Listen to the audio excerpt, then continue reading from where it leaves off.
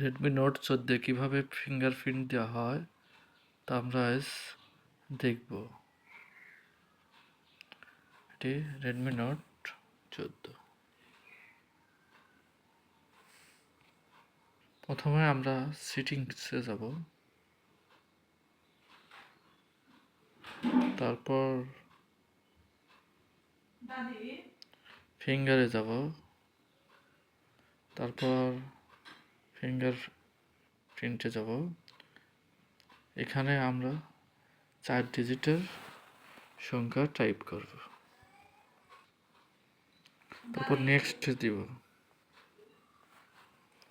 Got it. এখন আমরা finger use করব।